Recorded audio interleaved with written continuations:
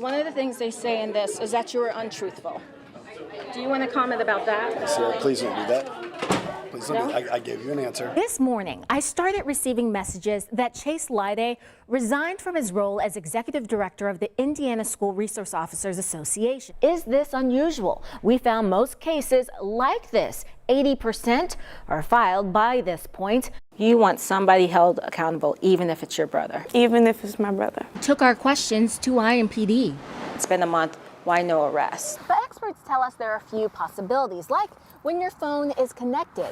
Modern cars also have lots of sensors and cameras like this. This site would only show us if the board took action against his license. Shouldn't that be a sign that this is a legit group if they're a registered nonprofit? Senator Glick, can we just have you answer one question about what type of consequences do you think a woman or girl should face if they are found to have lied about rape or incest? I think that's a question and an answer for another day. Our 13 Investigates reporter Cierra Putman joins us in studio tonight. And Cierra, you learned that cases are skyrocketing across the country and here in Indiana. And criminals, Scott, are now specifically targeting teen boys. While working on this report, I've been surprised by how many people, even in our newsroom, tell me they know of families dealing with this issue right now. This Midwest town is blessed with natural beauty, great views, and calming waters. But we came to learn about a boy. His hair looks a little red there. It does. I always thought for a minute he might have red hair. Jennifer Buda and John DeMay's firstborn, Jordan. These are baby photos. Jordan would grow into a handsome high school senior, an athlete, college bound. But there are no more pictures after spring 2022. Jordan had texted me at 3:41 in the morning and said, "Mother, I love you." It was his last. The 17-year-old died by suicide. I found him in his bed. Did you have any idea why this happened? None. Yeah, it was complete shock. I think I even said, "Why, Jordan?" Answers came the next day. Jordan's girlfriend reported someone had just sent her a nude picture of him. I mean, it changed everything. The first clue, Jordan was a victim of financial sextortion, one of a growing number of boys and young men coerced into sending inappropriate photos, then blackmailed for money. Jordan lived here in Marquette, Michigan, but we also know of cases where young men died in Ohio, Mississippi, and even California. Jordan and James Woods were two of the more than a dozen boys the FBI says took their lives in 2022 because of sextortion. They sent him over 200 messages antagonizing him, tormenting him. Indiana's Internet Crimes Against Children Task Force receives about 43 sextortion tips each month. Almost all the victims are boys. Is it a big issue? It's a major issue, specifically involving kids here in Indiana and involving suspects here in Indiana who are preying on children in this state and outside the state of Indiana. Nationwide last year, there were at least 3,000 victims. Now, a warning for parents from federal and local law enforcement. Please take a look at your kids' phones. Go ahead and have a seat in the middle two sections. Indiana schools are even talking about it. Never be too ashamed to talk to a safe adult. In Mooresville, the sextortion conversation starts in 6th grade. You know, as a parent and as an administrator, I really feel that it's important for them to know this information. In Indiana and across the country, reports of this crime are up, but Jordan's story is different. Investigators had evidence. We were able to get the IP address and basically follow the crumbs. They led to Nigeria. 3 men face charges. 2 have been extradited to the U.S. According to Sheriff Greg Zybert, it's the first time that's ever happened. This is how the trap is set. Predators first research the victim, then reach out with a hacked or fake girl's account. The Danny.Roberts Instagram account contacted Jordan. At one point, she asked him to send a picture, and he said, "Is this a scam?" And no, here's a picture of me. Jordan sent a pic. At 1:23 a.m., he got this message. "I have screenshot all your followers and tags. Can send this nudes to everyone. Cooperate with me and I won't expose you." 3 more messages. Then Jordan asks, how much? $1,000. They set a timer, so he had to do things within a certain period of time, or else. As an adult, that's a lot. As a kid in the middle of the night, alone in the dark, that is so scary to me. Jordan could only give $300. The account operators kept pushing. Desperate, the teen messaged, I'm killing myself right now because of you. 4 response messages, good, do that fast or I'll make you do it. I swear to God, it all happened in about 3.5 hours. In our case, they tried to kill Jordan, so they were pushing that. The day after Jordan died, court documents say the same account told a 21-year-old, I will make you commit suicide. This one group reportedly had dozens of victims. Over 100 victims. Yeah, I think it was 130 something total. And arrest and charges are unusual. What happened to James is much more typical. His family is still waiting for someone to be held accountable. What would you do in that situation? I would block him. You would block him? Experts say blocking is the right thing to do. That's what Jordan's girlfriend did and why there's now a federal case. Blocking lets you save the evidence police need to track down the criminals. Of course, also tell a trusted adult. And if you're that trusted adult, keep the conversation going. Kids make mistakes, even when you think they know better. I think it happens so quickly that they don't even see it coming. Jordan and James's families both want their stories to serve as a warning and reassurance for the next victim. A reminder that even if waves of vile messages come, help is out there. If you take one thing away from this story, it's block, block, block. Because if the scammers do it first, they can actually delete key evidence. And you're learning from Jordan's family that they are getting messages from families all over, aren't they? In different states and in different countries. Right now on our website, we have key resources to help you start this conversation with your kids. And tomorrow morning on Sunrise, we'll dig more into what schools are talking to your kids about and show you a tool that can help if your kid gets caught in this trap. This is such an important topic for families to discuss. Cierra Putman, thanks. And Scott, just today, a U.S. senator called on the federal government to investigate, quote, invasive data privacy practices by automakers. And get this, we found that you agreed to have tons of your information collected, and you probably didn't even know. Cars are a symbol of freedom and independence. We use them every day, whether headed to work or taking a family trip. It's an emotional connection. I loved my car because it's a small SUV and I'm short. Candace Boyd Simmons Love you too. is a working mom and wife. Her Mazda CX-9 is a constant companion. We're in the car a lot. She trusts her car to help her run errands and take her daughter to school, but had no idea how much information she was handing over. When you were buying, did you even think about the privacy policy? No. Every car manufacturer has one or more. They're several pages long. You may not be surprised they're collecting information about your speed and braking, your behavior behind the wheel. This is scary. This is scary. But your car is also collecting details about your life. At this point, do you think car companies are collecting too much of our data? There is absolutely no doubt. Oh, I should have asked you where you want to go. Angie Raymond teaches business law and ethics at Indiana University. She says the companies collect mountains of information. And why not? Because they know no one's paying attention. Data is big business. Trillions. The data ecosystem is trillions of dollars without any question whatsoever. Still, she admits it wasn't on her mind when she bought her Subaru. Did you look at the privacy policy? No. And I'm a privacy person. Absolutely did not. This is not just a Mazda or Subaru issue, but an industry-wide concern. You say they are your worst product category that you've ever reviewed? Oh, by far, by far. Jen Coltreiter is with the Mozilla Foundation, a tech-focused nonprofit that ranks products based on privacy and security features.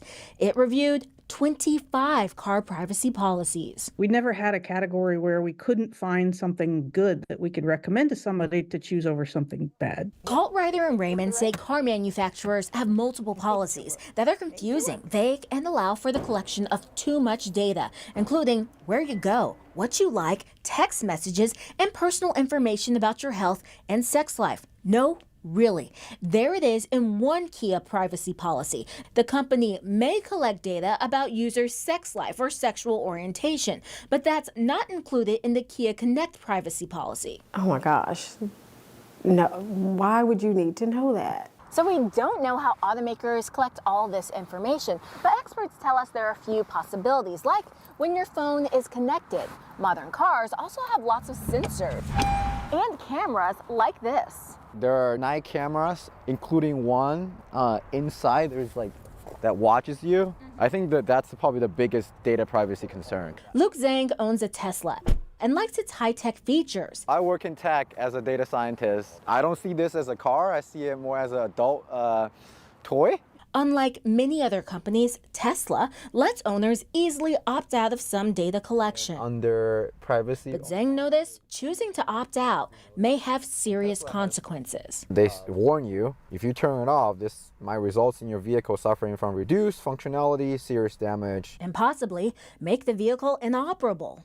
As a consumer, I think when I bought the car, I should have the right to use all the functionalities this car provided, regardless of what I choose to do with my data privacy. After our conversation, Zhang chose to let Tesla collect more of his data so that they can improve faster. But that was his decision, an informed decision, and he accepts the risks. Are we worried about hackers? Are we worried about other countries getting this information? What could go wrong? All of that. Raymond thinks companies should have to clearly explain what they're collecting, why, and who they share it with. A system that gives consumers the keys, so they control what happens with their information. It's important to note all of this appears to be legal. We reached out to the car companies and several tell me they follow current law and would welcome additional consumer protections, but Congress would have to act. So what can we do to protect our data?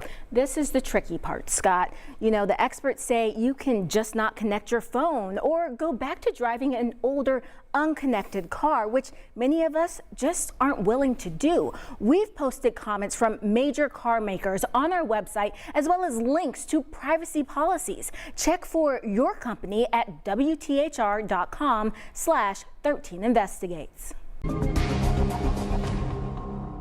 Parents and students look to school resource officers to teach kids about fairness, honesty, and truthfulness. But tonight, 13 Investigates reporter Cierra Putman has uncovered a story about a former SRO accused of not telling the truth. And the man in question is currently a local school board member, and he's the executive director of a group that trains school resource officers across the state, meaning this man makes decisions that impact thousands of Indiana school children. Pledge allegiance to the flag of the United States of America. In May, we attended this Decatur school board meeting. All students, K through 12. The focus, school safety, a key issue for board member Chase Lyday, a former school resource officer. 13 Investigates learned he's accused of not telling the truth repeatedly about his law enforcement work. I'm not gonna do a lot of that. We were hoping to schedule a sit-down interview with Lyday, only approaching him after months of trying to pin down a time to discuss why the Hendricks County prosecutor put Lyday on this list of officers considered to be untruthful. Legal and law enforcement experts tell us that's an unusual move. Is that a big deal? It is a big deal. You get caught lying once. How can we ever use you again? What can we use you for? I can't use you as a traffic officer to make a drunk driving arrest. I can't use you as a detective to testify in a criminal case because you're a liar. Chase Lyday is on the school board, but he's also the executive director of the Indiana School Resource Officers Association, which trains school resource officers around the state. And he used to be the police chief for Avon Public Schools before he resigned in October while under investigation.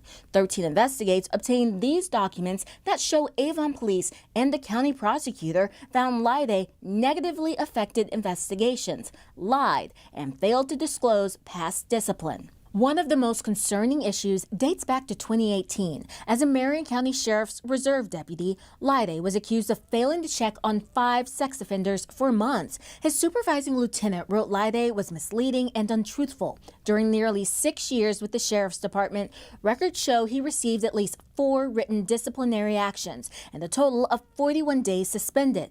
But about 2 years later, when he was applying for the chief position with Avon Schools, his file shows he did not disclose all of those issues. The Avon Police Department sent this report to the prosecutor's office, stating it found Lyday falsely answered more than a dozen questions in his personal history statement, including questions about lying at work and falsifying documents. The Avon police chief wrote, Lyday went to great lengths to avoid the discovery of his disciplinary history, including having a friend and coworker pretend to be his former supervisor, records show. You may be wondering why the department didn't know about this back in 2020 when Lyday was hired. Well, it turns out Avon police did do a background check, but they didn't have access to his disciplinary history because no one was required to share it. State law allowed police departments to keep records like these to themselves, but that changed in 2021 with a new law, and Avon police were able to use it to get these records for its investigation. And that's a good thing, according to the 3 law enforcement and legal experts 13 Investigates consulted.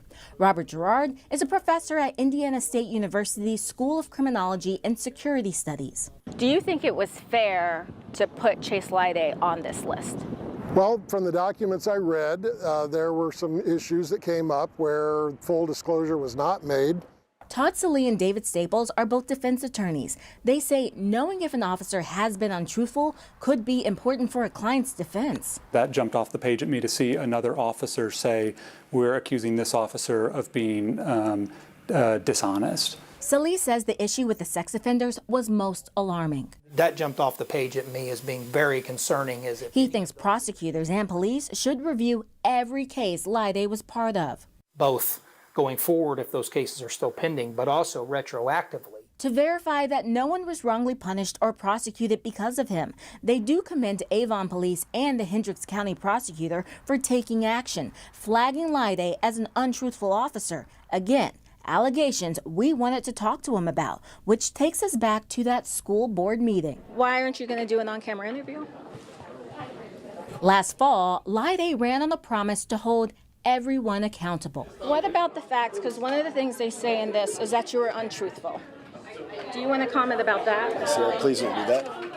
Please don't. No? I gave you an answer. Okay. I gave you an answer. Thank you. Thank you.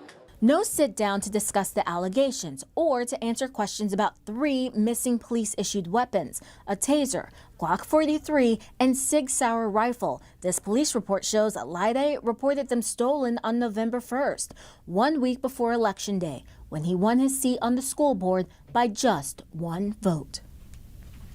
At this point, Lyday is no longer working as a law enforcement officer, but he does still hold those key positions that still impact school safety.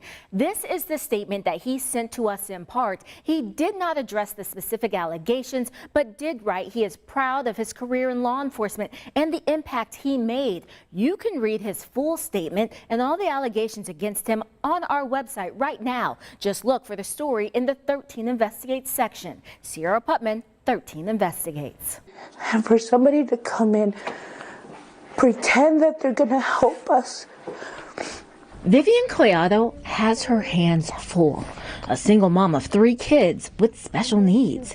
She thought she found a new resource to help make ends meet. Really? I was like, they're helping people like us. She applied for help through this website, claiming to be the Aaron Family Foundation. The site promised grants for the elderly and families with special needs. Another mom who says she was approved for a grant sent her the link. Vivian shared these messages with 13 Investigates, showing she was approved for $1,400. She waited and waited, but the money never came. They would have paid my rent and a couple of my bills, and we would have been okay. But now we're behind. No help. Instead, her son's Social Security check was rerouted to a different account. She caught it quickly after one check. This letter shows Social Security is investigating the fraud. Vivian realized she gave the website all the information a person would need to take the money. The pain that they just caused me, I wouldn't wish that on nobody. Vivian is not alone. Last year, the FBI reported nearly 12,000 Hoosiers lost money to internet scams. Nationwide, Americans lost $27 billion over the last 5 years. We had two cybersecurity experts review the site. Both say they understand why Vivian thought this seemed real. At first look, there are no glaring spelling errors, and it uses the HTTPS prefix, showing the site is secure. The experts spotted several issues that combined made them ask questions, like why these social media links don't take you anywhere. Anything that you click on keeps you within the website. Even the phone number listed didn't work. Vivian thought she did her due diligence, even finding that the IRS lists the Aaron Family Foundation as a nonprofit. Shouldn't that be a sign that this is a legit group if they're a registered nonprofit? Yeah, that's very tricky. That is an indicator that you need to look for, but it's not an absolute. There is an Aaron Family Foundation, but when 13 Investigates reviewed its tax returns, the group reported giving money only to churches and organizations, not individuals. We tracked down the real Aaron family, and they told us this site is fake, even though it uses some real information. This is the person that supposedly I was talking to. The website Vivian used has pictures of people reportedly in key positions.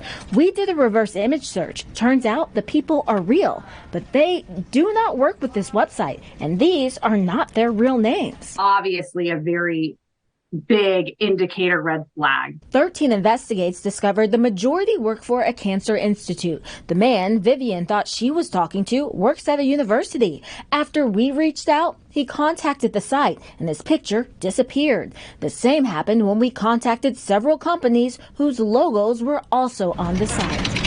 Even with all of those red flags, the website Vivian used still shows up as a top result in some Google searches. Asari thinks it's time lawmakers consider legislation that would put more responsibility on the government and businesses like web providers, hosts, and search engines to better verify these sites. You best believe that if Google could be held accountable for this site showing up in their search, that they would find a way to solve it too. 13 Investigates did reach out to Google. It doesn't comment on specific sites. It did say it blocks 40 billion pages of spam and malicious content every day, but it doesn't catch everything, which is why Vivian wants to warn others. It seemed real.